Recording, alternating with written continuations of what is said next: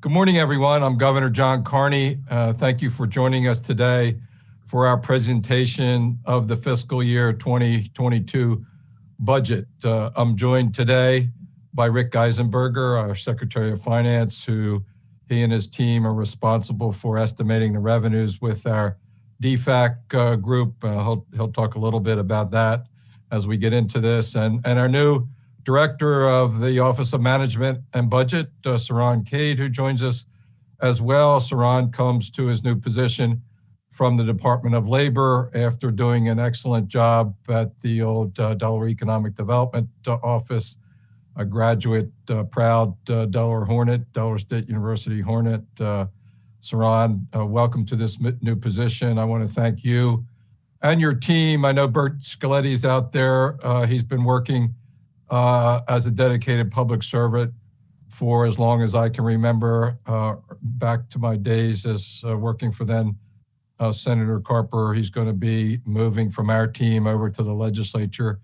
It's our loss and their gain. Bert, just one of the best. I know he's out there helping make us all look good. We're also joined by Pam, who's with us with many of our press conferences doing the sign language for the hearing impaired. We appreciate, Pam, your presence as well. We're going to walk you through a presentation. Normally, this presentation the last couple of years has been at the Delaware State Archives, which is a great venue to invite the public, members of the General Assembly in to listen to our presentation.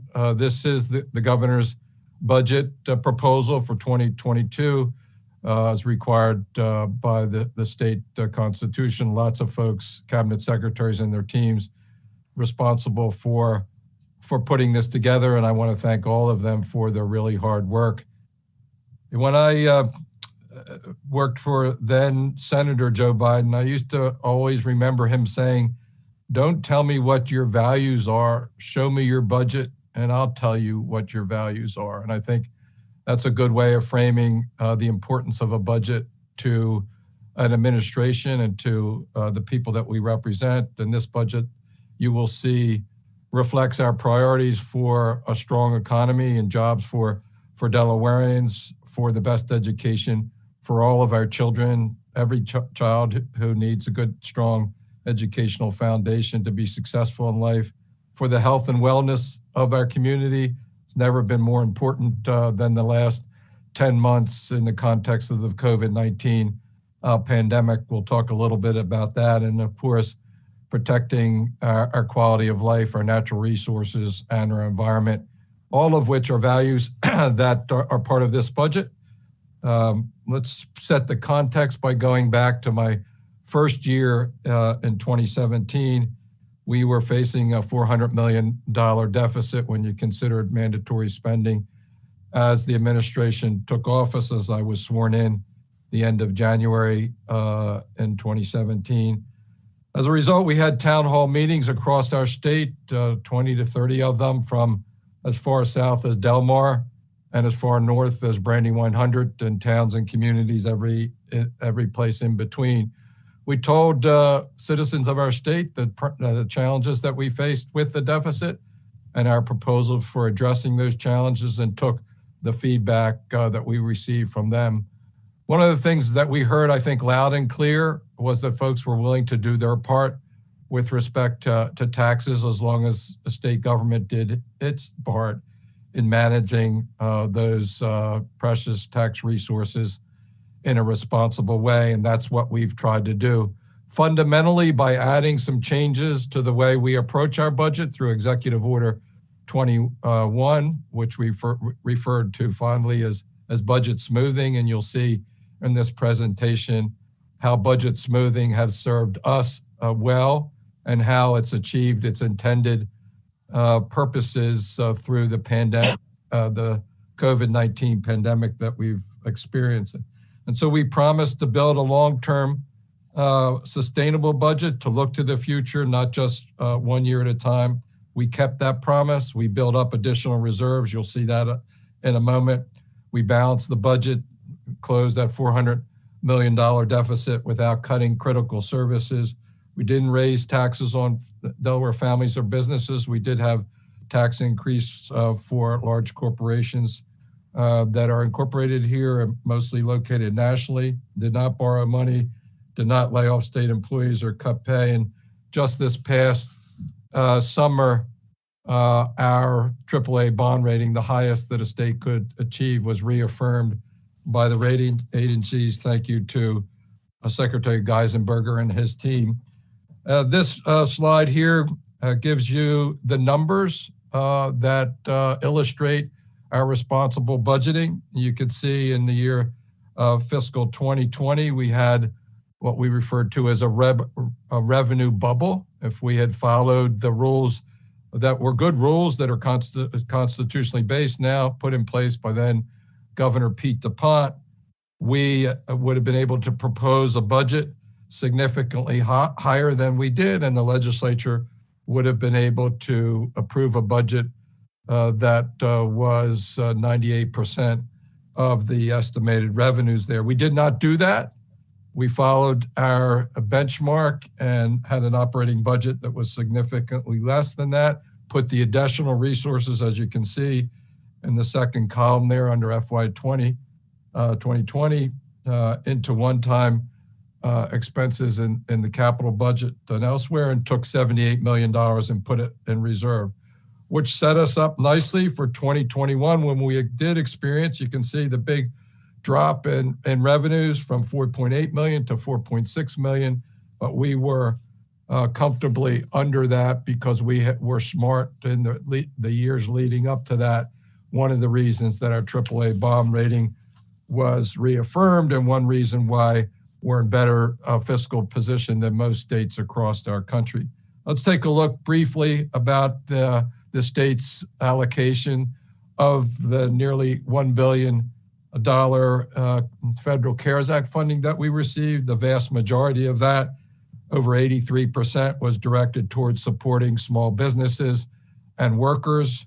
$238 million, as you can see there, went to the Unemployment Insurance Trust Fund. Obviously, those resources support workers who are out of work. It also enabled us to replenish the fund without raising taxes on businesses at a time when they least could afford it. $178 million to Delaware relief grants specifically for small businesses, one of the few states that allocated so much of the CARES Act funding to support our restaurants, our bars, our gyms, and other congregate gathering places where there's significant risk of COVID-19 transmission.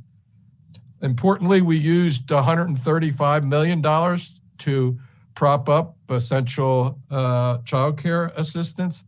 We needed to keep a number of child care facilities open back in the spring so that essential workers could go to work. Otherwise, they would not be able to do that. And essential workers and systems like our hospital systems and others, law enforcement, first responders, would have been negatively impacted. And finally, $132 million for testing and contact tracing, the mechanisms by which we track the virus in our community, protect people from the spread. And we're able to achieve last spring and into the summer, frankly, better conditions than in most states. And we've been fighting now for the last 2 months, the surge that we saw after Thanksgiving and the December holidays and the New Year.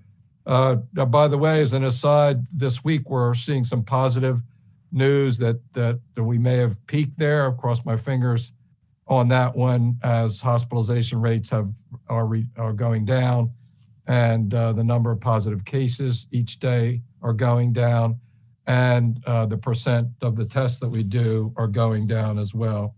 And so fiscal 22 reinforces our commitment to rebuilding our economy, significant objective this year, particularly with the effects of COVID-19 on so many businesses. Again, investing in our schools and the education of every child, and strengthening our communities, protecting natural resources. The next slide really lays out this well. I think the measures that we use for financial sustainability and prudent fiscal management. The first two check marks are the constitutional requirements, as I said, established by the DuPont administration in the 1970s, which requires a 5% rainy day fund before we budget a dime, and limits the governor's proposed budget and the approval by the legislature without a special vote of the legislature to 98% of the revenues. So essentially a 7% cushion on the estimated revenues. We did put in place, as I mentioned a minute ago, Executive Order 21, so-called budget smoothing, which targets our operating growth to a percentage determined by our Delaware Economic Financial Advisory Committee, DFAC, which estimates our revenues. Rick, you might want to mention now just exactly how that process works and how we essentially have incorporated that into our process of fiscal management.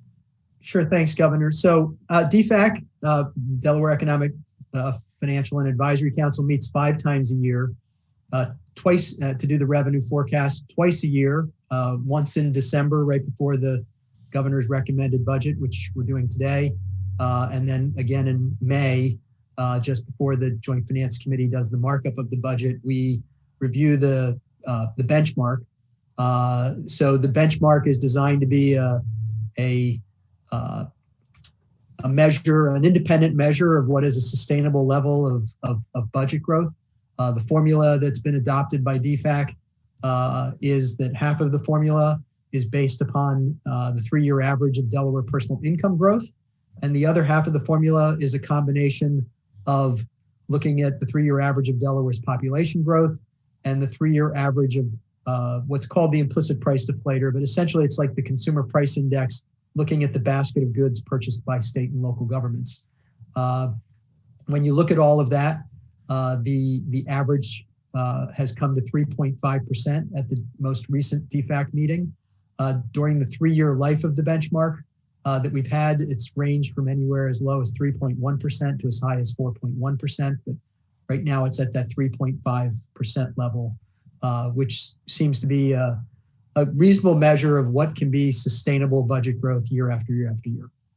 So we'll see, we saw a numerical representation of that a minute ago. We'll see a graphic representation on the next slide, which I'll explain in a minute. It really demonstrates how we're trying to chart a middle course that doesn't put you behind the 8 ball when you appropriate into a revenue bubble, which we saw, which we've seen over the last couple of years, and now a decline as a result of the pandemic. And so the last 2 check marks there, we targeted the 3.5% operating budget growth. Extra revenues went to one-time funding in the capital budget, so enabling us to get important capital projects out there, which put people to work and address the needs of state facilities and other commitments in our community. And we've set aside $131 million additional dollars in reserve in the event we have challenges in the future. So the next slide really shows this graphically. The yellow or gold line that you can see shows very dramatically the revenue bubble in fiscal year 19. The old rules would have allowed the legislature to appropriate into that bubble, putting us behind the 8 ball when those revenues dropped. As you can see, they did in FY20 and 21. Instead, we charted a more middle ground approach, budget smoothing, if you will. And so we were in a better position in FY21 to meet that dramatic drop and for the budget that we're proposing today. So that's a good graphic way of looking at the approach of Executive Order 21 and budget smoothing. So what are the highlights of our financial plan for 2022? We further dedicate or allocate $30 million of state funding to address unanticipated costs of the pandemic. We know that we have significant resources coming from the federal government with the support package that was just passed.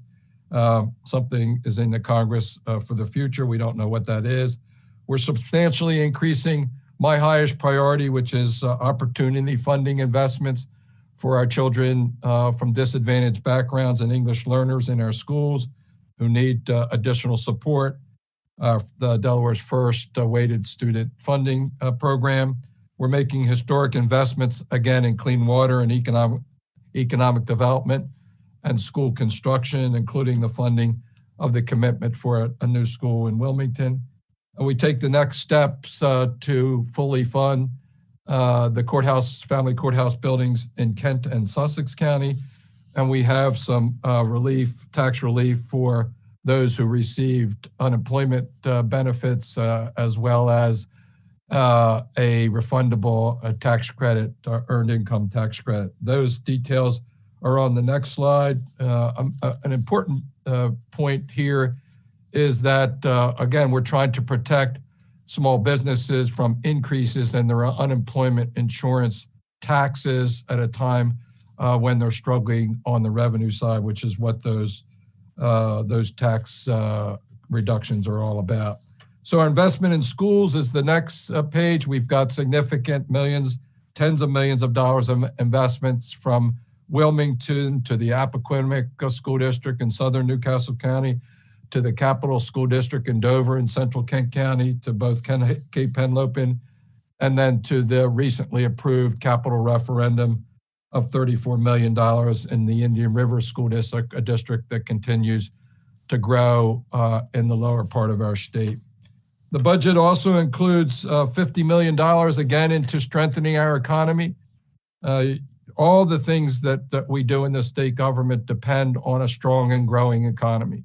If we don't have a strong and growing economy, our neighbors don't have the jobs that they need to be successful and to support their families, and the government, state and local governments don't have the resources to provide educational services, higher educational services, economic development services that our citizens need and demand, healthcare at a particular difficult time. So we've got $20 million in our Economic Development Strategic Fund, $10 million in a Site Readiness Fund and Transportation Infrastructure Fund, again, to move along development projects that are ready to go, but need additional infrastructure investments to be able to make that development happen. And then what we call graduation lab space. We have a lot of small science and technology-based companies in our state that are very successful and need space to grow in. Prelude Therapeutics comes immediately to mind, and we need to have a laboratory space for them to grow. And this is money to incentivize the private sector to do just that. We're coming back to our Clean Water Initiative. Again, $50 million. Had to put it on hold last year because of the significant loss in revenue. It establishes the Clean Water Trust Fund. Thank you to Representative Longhurst and Senator Townsend and others for their help with that. And gives a shot of resources to the drinking water side and the wastewater side of the revolving fund, as well as putting aside $5 million for drainage projects across the state. I mentioned the Kent and Sussex County family courthouse facilities, $50 million there, and significant investments across the board. The Director Cade now is going to walk us through the numbers and some of the specific proposed allocations across the budget. We welcome Director Cade to his new position. Thank you for his work in the Department of Labor and the Economic Development, the Delaware Prosperity Partnership, and the Division of Small Business. Take it away, Saran. Thank you, Governor. I'm going to dig into the meat a little bit on the top line numbers before we get into some deeper explanation of some of the programs that the governor's prioritized. For starters, the fiscal year 22 recommended budget is $4.7 billion, and that's based on a 3.5% budget growth benchmark that was previously discussed. It also factors in $55.5 million in grant and aid, and the largest to date bond and capital infrastructure allocation of $894 million. That includes one-time cash of $260 million, We've also factored in a one-time supplemental. 30 million of that is our pandemic contingency, focused on any costs that may arise into fiscal year 22 related to the pandemic that cannot be covered by stimulus dollars. The latest stimulus package, those dollars are a little bit more restrictive than the previous stimulus package was. And so this is going to be essential to ensuring that we covered all costs that may stem from this pandemic. The fiscal year 22 budget also sets aside $68 million to put toward the budget stabilization fund, which would bring that total to $131 million. If folks remember, in fiscal year 21, we really depended on this fund and utilized $63 million in order to mitigate the loss of revenue as a result of the pandemic. This year, we would fully fund the budget stabilization fund again. Next slide. I think it's important to point out at this point, Saran, too, that protected state employees from layoffs and the type of thing that other states were forced to do because we had that additional reserve on top of our rainy day fund and budget cushion. Absolutely. And we'll get to some other highlights of things that we're going to be able to do for state employees and others throughout our state as a result of that level of prudence. We'll start with opportunity funding that the governor mentioned as a top priority of the administration. This year's budget allocates a $10 million increase to opportunity funding. This means that we'll have $25.5 million allocated to opportunity funding for this year. If you factor in fiscal year 20 and the one time of $12.5 million, that brings us to about $38 million for fiscal year 22 for opportunity funding. The goal is to get to 60 million annually by fiscal year 25, and which is more than doubles this year's opportunity funding.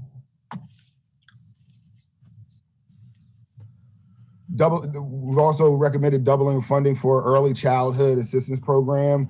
The goal would be to get this funding up to $6.1 million by fiscal year 24. Also factored into this budget is the goal to equalize K-3 special education funding by fiscal year 24. There's a bill that has been introduced in the legislature to amend Title 14 that would equalize funding for K-3 special education units and make them and equalize them with the 4 through K ratio. And this bill, this budget would essentially factor in the first year phase in of that goal. Yeah, it's also important to point out that a number of legislators, primarily Representative Kim Williams, have been advocating for this for some time. We've been gradually increasing it, but we appreciate legislative leadership there and support this item in the budget. Absolutely. We'll continue with education investments. The county ombudsman, this bill, this budget would actually create a $1 million program.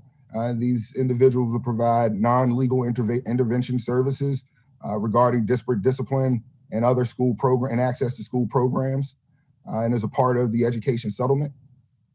The budget also includes maintaining expansion of healthcare supports, $3 million, which is going to go to replacing loss of federal funding.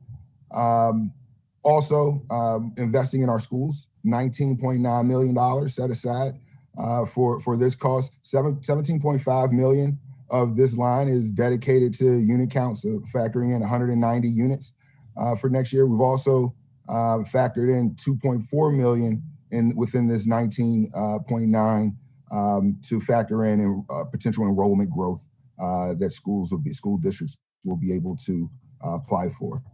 Also investing in our educators, as was mentioned previously, because of some prudent budgeting over the last few years, we're not having to have the same type of difficult conversations about whether or not to cut state employees or reduce staff or any of those, or cut pay or any of those other things. Instead, we factored in a $22.4 million for salary increases for educators, as well as step increases and it's probably split 50-50, 11 million towards salary increases and about 11.4 million for steps for teachers and paraprofessionals. Next slide. Also focused on higher ed, $30 million to each of the universities that will split 10 each for University of Delaware, Delaware State University, and Del Tech for deferred maintenance and other capital improvements.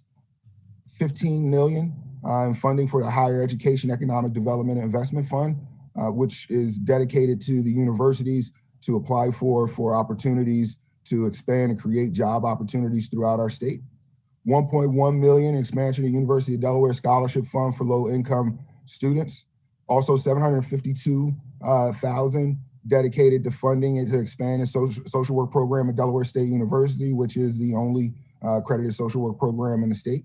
1 million for career pathways program at Delaware Tech, which is really focused on providing work-based learning opportunities for our youth. 769,000 in funding for first stage of compensation stabilization to help reduce turnover at Del Tech.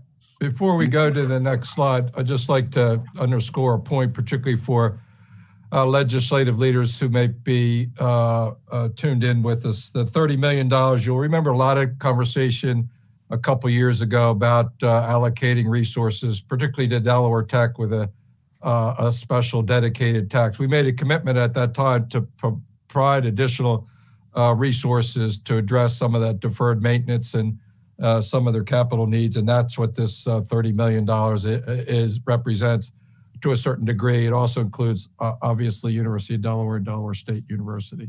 And Governor, if I can jump in for a second and just mention that, you know, one of the CARES Act allocations that we did not talk about from the Coronavirus Relief Fund has been around $45 million that's going to be used from that fund to help support some of the costs at all those schools related to some of the tuition losses and remembered losses that they had, especially early in the pandemic.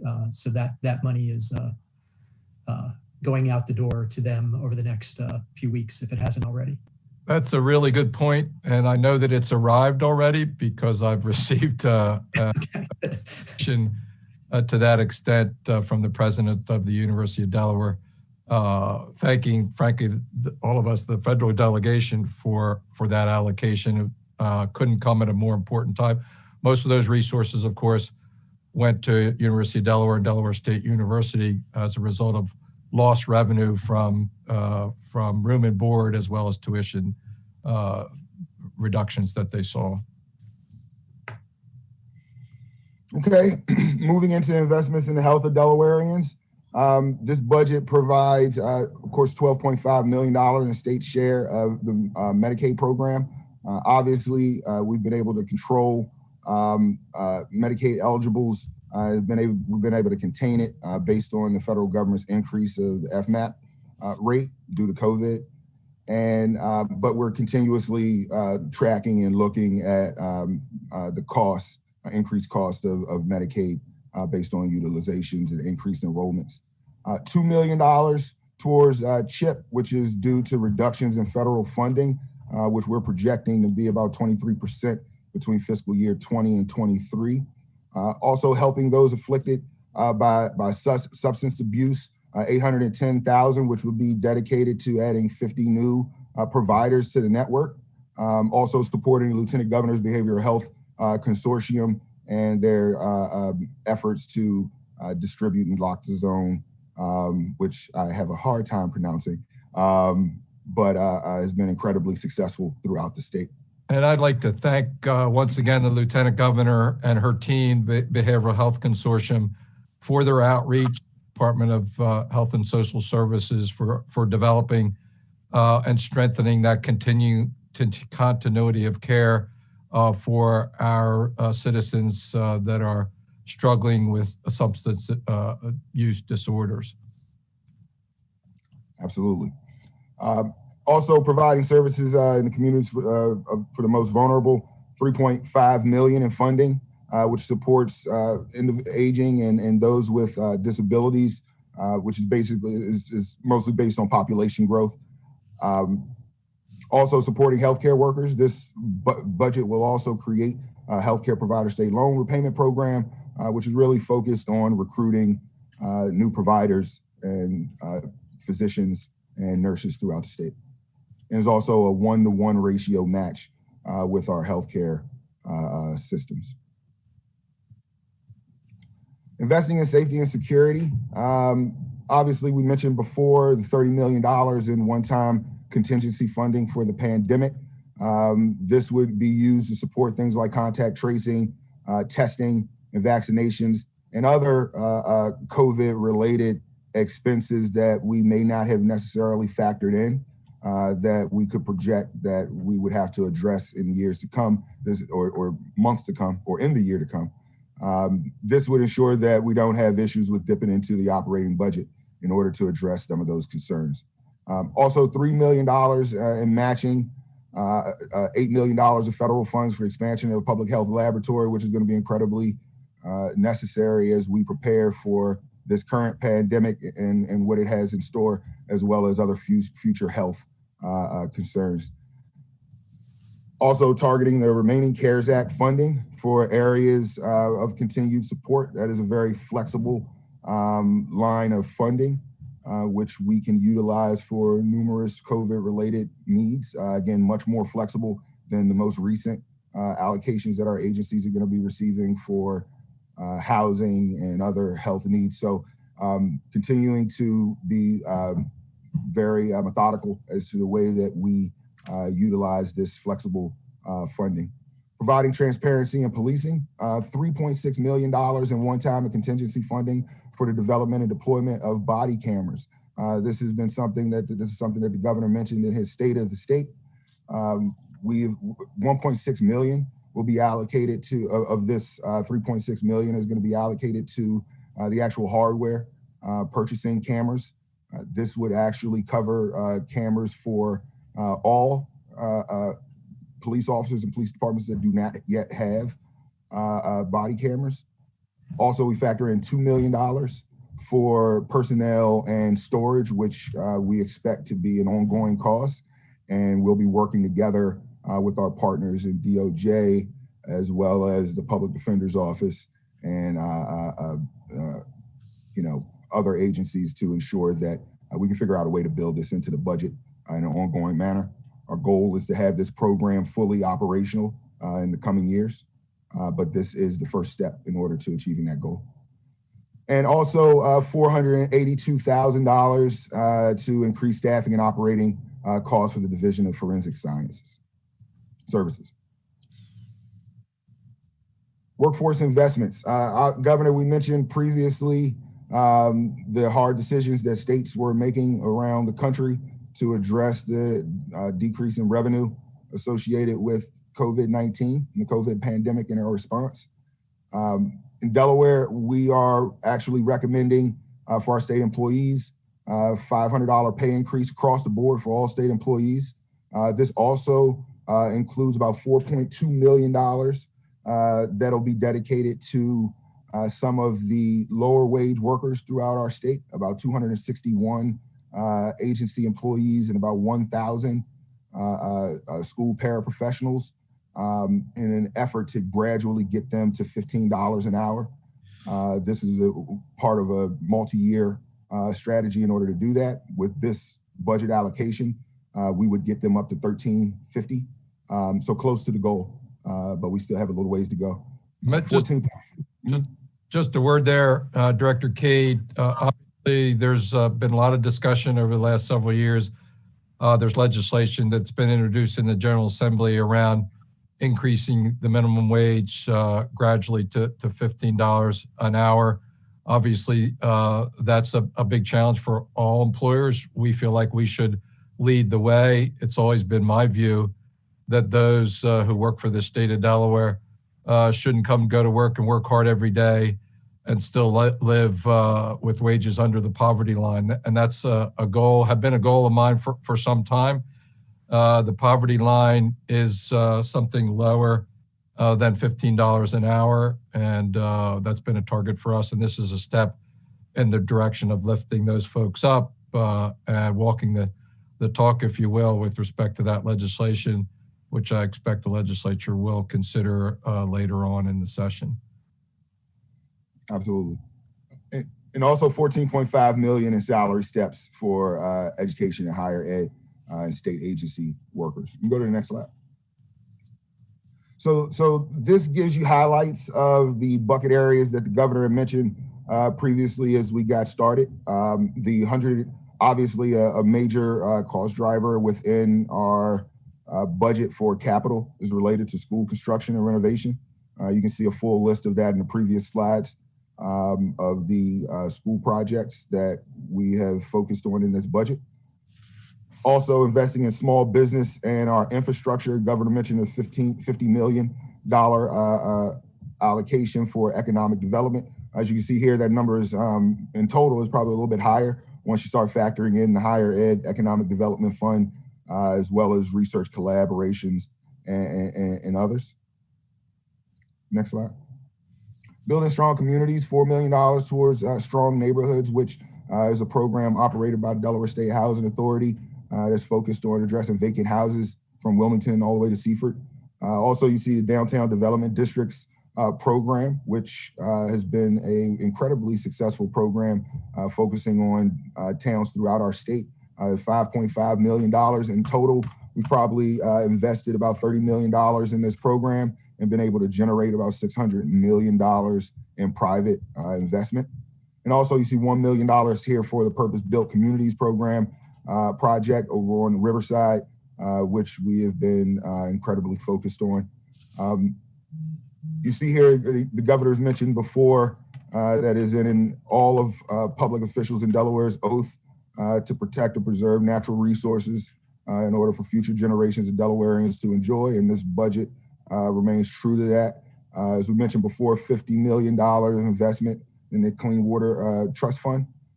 Also investment in open space and farmland preservation, cover crop program to improve water quality and soil quality as well. And as you see, $500,000 for Delaware's Bayshore to continue to make it an attractive destination for bird watching and all types of recreational activity. And Saran, if I can just jump in, this particular section on natural resources, it should be pointed out, attracts a lot of federal matching dollars. There's also monies that are paid back into this Clean Water Trust Fund from loans that have been made to municipalities over the last 20 years. It really releases, close to, $100 million a year or $100 million that we can make in clean water investments.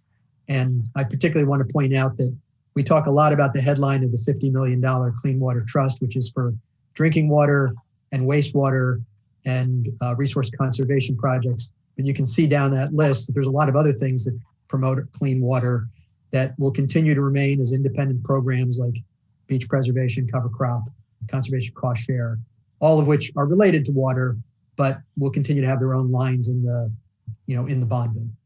In addition to that, thanks Secretary Geisenberger. These programs are incredibly important for Delaware's #1 industry, which is agriculture. And when you talk about agriculture, you're talking about family farms across Kent and Sussex County, primarily in lower Newcastle County. And cover crop is an important both water quality protection as well as a support for our family farmers across our state. Farmland preservation, we lead the country in acreage per capita there, and obviously some of the others that both of you have talked about. These are, you could have in this heading, supporting Delaware's agriculture and family farmers as well. Absolutely. So also, as was mentioned before, when we talk about safe and stable communities, the Kent Sussex Family Court Facility, $50 million for that project is included in our capital budget. This includes preliminary cost planning and design, architectural engineering. Our goal is to have the Sussex facility, that project begin this summer with a 2-year project date, end date, or completion date rather. And for the Kent facility, looking at more of a 2.5-year timeline. Also, you see here public safety communications, upgrades in first responder, which are basically upgrades in first responder radios. Also Troop 6 in Price's Corner. That includes the demolition of the web building and other initial requirements to begin the process of building the new Troop 6 at Price's Corner. Also, we see the Volunteer Fire Service Revolving Loan Fund to ensure that our fire departments have access to the best equipment and technology needed to keep our community safe. And as you see, investing in state facilities, $34 million in minor state capital improvements and deferred maintenance. Big one here, obviously, is the improvements to the Herman Holloway campus for DSH, Delaware State Department of Health and Social Services, rather, on 13.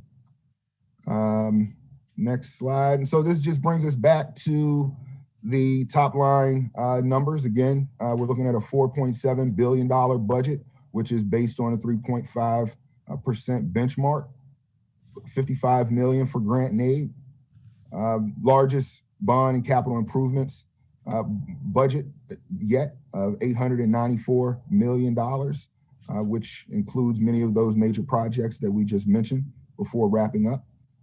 Also, the one-time supplemental of $35 million, which includes the pandemic response contingency, and $68 million to set aside for the budget stabilization fund, bringing that total fund to $131 million. So major cost drivers in that $4.7 billion number, as we mentioned before: pay policy, Medicaid increases, unit growth in our schools, and also looking at bond and capital improvements, major drivers there being school construction in the Kent and Sussex County courthouses and our clean water initiative. Governor, I'll turn it over to you for the upcoming budget process. Yeah, so before we go into these items, I want to do two things. One, I want to go back to the chart, the graphical representation of how the benchmark approach to responsible budgeting has protecting us from the revenue decline that we saw as a result of the pandemic. On my chart, there it is. You can see revenue bubble prior to the pandemic, the gold line, the decline as a result of the pandemic, and then the blue line that cuts right through those ups and downs, which was our operating budget. We used one-time money on either side of that to reduce the budget when we had to reallocate resources when we had them back in 2019 and leading into a certain extent in 2020. And so this is our confirmation, if you will, of the approach, the new approach that we've taken under. Governor, if I can also mention, when you look at that revenue bubble, a lot of that money in 2019 and 2020 went into these one-time capital projects. Many of those one-time capital projects are being worked on right now, keeping people employed in construction and in other types of jobs all around the state, which in a recession or in this kind of economic blip is great countercyclical policy, having put the money into these types of projects. And addressing critically important public infrastructure, water and wastewater resources and facilities, as well as economic development projects. Some of those higher education economic development projects are really an investment in businesses and jobs of the future, whether it's the STAR campus there at the University of Delaware or some of the projects at Delaware State University. Rick, I'd also like for you to just give us a little bit of a preview of revenue in the out years to keep us grounded in the need to be careful in this year that's ahead of us, because I think the estimates are not as robust as maybe folks might think. Right. Well, a lot of the reason that yellow bar is so strong for fiscal year 22 has to do with the fact that at the start of the pandemic, looking at the high levels of unemployment, DFAC made ultimately took close to $800 million out of the revenue forecast. I think by the time we were in June, it was still $600 million down. And it turns out things weren't as bad as we thought. So as a result, we've been adding back some of the revenue that we had taken out in our forecast. But as you look out to next year, we're actually still forecasting in terms of the actual revenue growth for fiscal year 23, fairly flat revenue growth of around 1.6%. And again, if we're careful about how we grow the budget, as you know, our revenues are very volatile. It can be very much driven by the stock market, what's going on in the financial services industry. We could have another bubble 2 years from now. We don't forecast bubbles, but that could happen again. And so if we're sort of stably growing the budget at this sort of 3 to 4.1% range or something, we should be fine. When we spend up to the bubble, we create a problem the following year when capital gains aren't as strong or business income isn't as strong, or there's even a minor blip in the economy, as you know, can cause our revenues to drop much more dramatically than other states. And that's exactly the point, right? As we close out these presentations, we put together the budget for 2022 in this in year with an eye towards the next year and what's going to happen, because we don't want to create a problem for ourselves and a problem for state employees, a problem for those who rely on critical services. And that goes back to the town hall meetings that we had at the very beginning, where we made the commitment to manage state finances in a way that's sustainable in the long term and that protects taxpayers and that puts a premium on job creation and business development, which fuels it all. If you have a strong and growing economy, all the things that we have to do from healthcare to education to other human services becomes a lot easier and doable when you have that revenue. So we have the process slide ahead of us. We're here in January 28th, the presentation, the governor's presentation of the recommended budget, which now goes to the General Assembly as required. The Joint Finance Committee, now the General Assembly, we're handing off our recommended budget to the General Assembly and the Joint Finance Committee, which will have hearings, public hearings for folks to come and provide their input, I guess, into a virtual format today. Not sure how that's going to happen. Then a final markup in April and May with hopefully passage of the budget by June 30th, which is the end of the fiscal year and the start of the new fiscal year. So I want to thank everybody who's had a hand. A special thanks to Bert Scaletti, to our former director of the Office of Management and Budget, Mike Jackson, who just did a tremendous job. Saran, Director Cade, knows he's stepping into big shoes there to fill, but we know he's up to the job, as we saw just in this presentation. He's got a great team over there at the budget office. We get great support from our DFAC group and Secretary Geisenberger's team at Finance, and together, working with the General Assembly, we will come up with a budget by June 30th that meets the needs of the people of our state during very difficult times with the COVID-19 pandemic. Again, thanks for joining us. We look forward to seeing you the next time.